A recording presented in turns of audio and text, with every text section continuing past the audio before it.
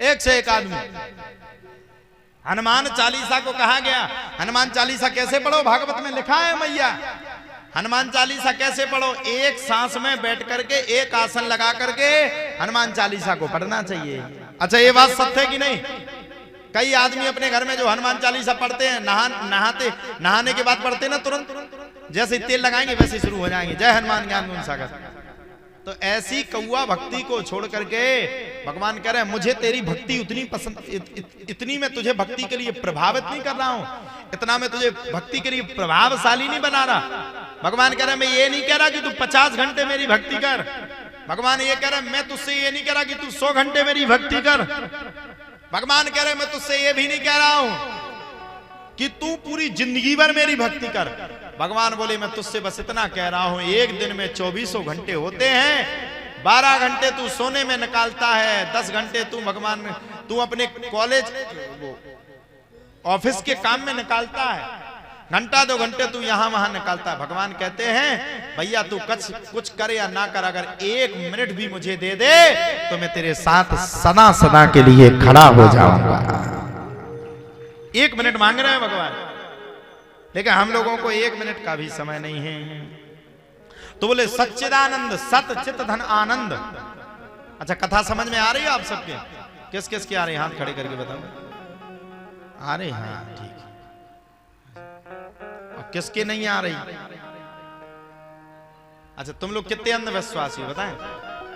बोलो राम राजा सरकार की। अंधविश्वास बताएंगे हम, सुनने दे आज बागेश्वर धाम जी की कथा, उन्होंने बताई थी।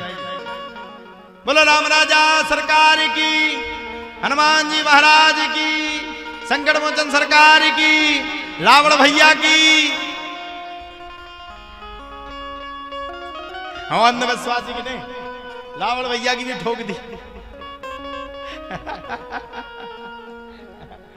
आज हम सुनने थे, सुबह सुबह सुनने थे, महाराज जी की कथा को निकाल लिया हमने। हम अक्सर सुनते बागेश्वर धाम जी की कथा, वो हमारे बड़े भाई, हम सुनने थे।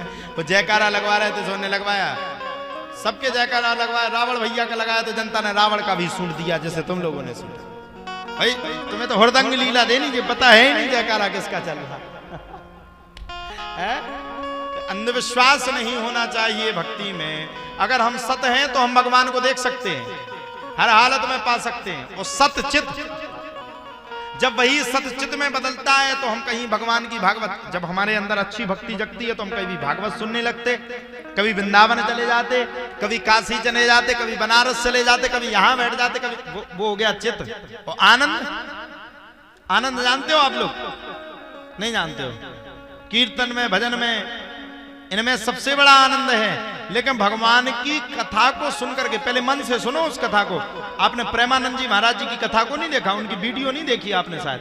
जब उन्हें आनंद आता है, राधा राधा शब्द जब शुरू होते हैं, तब उन्हें जब आनंद आता है तो उनका हृदय सराबोर होता है, वो अपने अंदर से इतनी प्रसन्नता गिरती है, अश्रुपात होने लगता है। वही आनंद कहलाता है। अगर आप भगवान की भक्ति को सुचारू रूप से करने लगोगे तो ध्यान रखना, अगर आपने भगवान की भक्ति को मन लगा करके कर लिया तो अपने आप अंदर से नयन की तरह पुलकावल होकर के आनंद आपके चरणों में आकर के दासस्व भाव को पकड़ लेगा।